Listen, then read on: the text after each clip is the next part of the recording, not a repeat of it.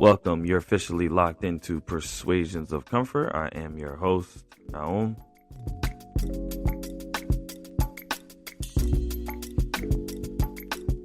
I want to give a big shout out to all the listeners out there who've been tuning in since day one.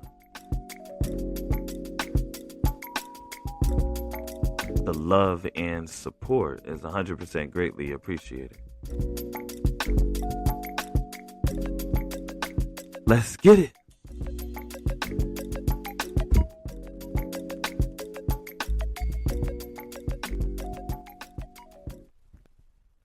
So this is the final episode in the series called the Pivot Playbook. If you haven't had a chance to listen to the first 4 episodes, I definitely recommend going back and listening to 1, 2, 3, 4. If not, you don't have time, then the one takeaway for you in this episode is that every pivot leaves a pattern. And when you start to recognize those patterns, you stop reacting and start redirecting.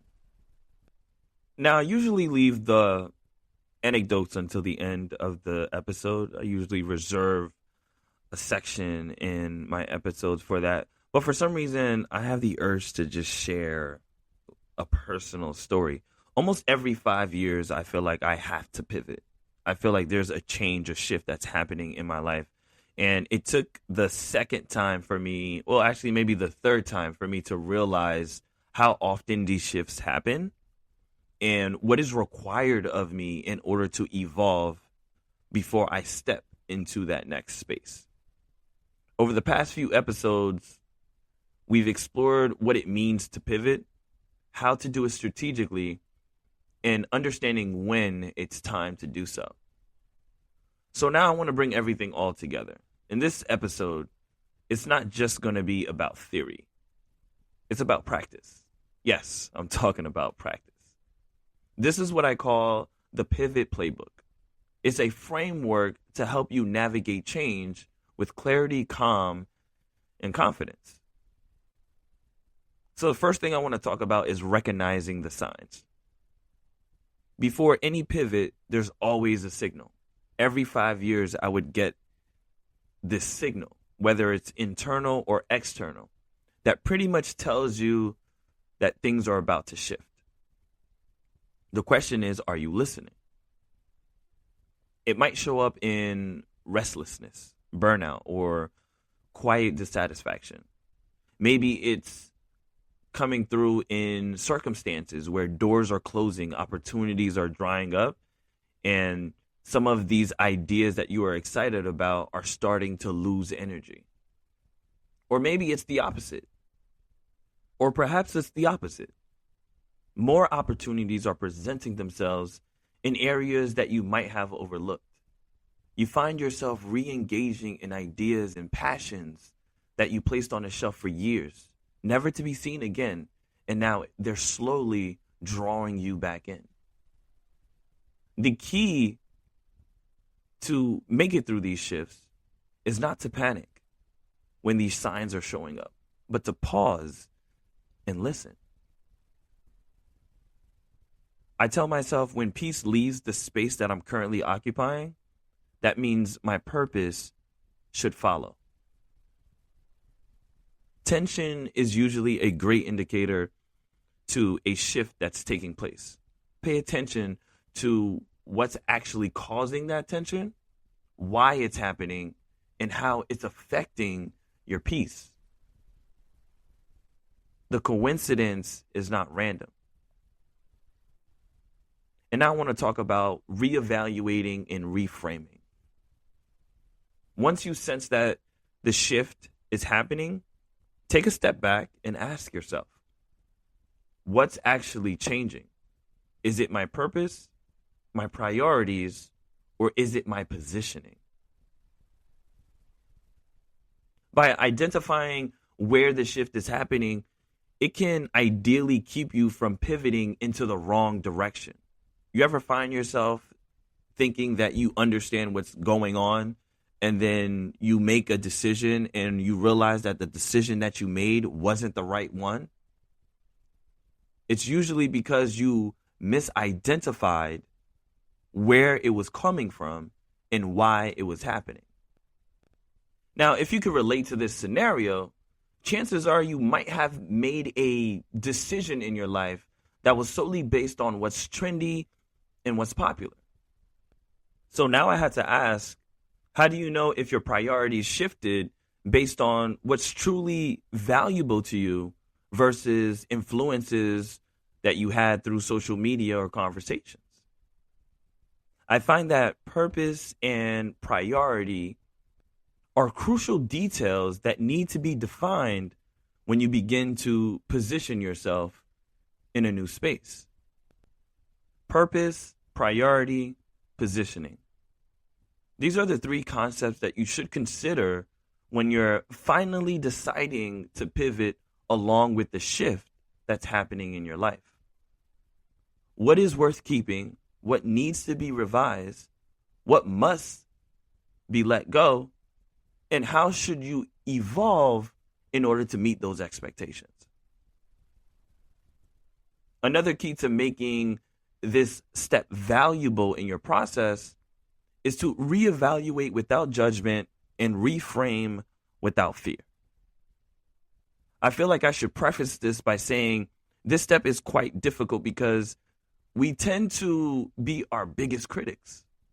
We overanalyze basic steps. We overthink scenarios that are spelled out in bold letters simply because we're expecting something different. As humans, we are machines to interpretation and explanations. We just want to know why. Even if we already have the answer, we still might be confused, asking ourselves, why is this happening? What if I told you that the universe responded to you already? You're just not listening. Why not you? Essentially, what I'm saying in this step of reevaluating and reframing is that you have to learn to separate the person from the plan. The only thing that is constant is change. I learned that a while ago. I've changed. You've changed. I don't even know you, but I can guarantee that you didn't work this hard to stay the same. So I wouldn't say that's inconsistency.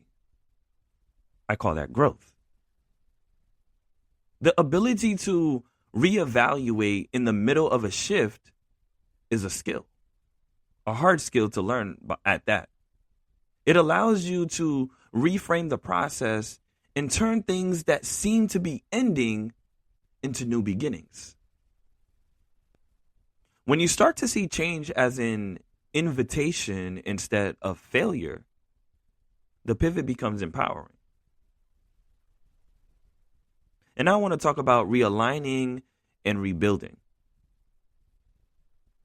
Because after you reevaluate and reframe, you want to make sure that the decision that you've made in the direction that you're moving has a strong foundation as you begin to realign and rebuild.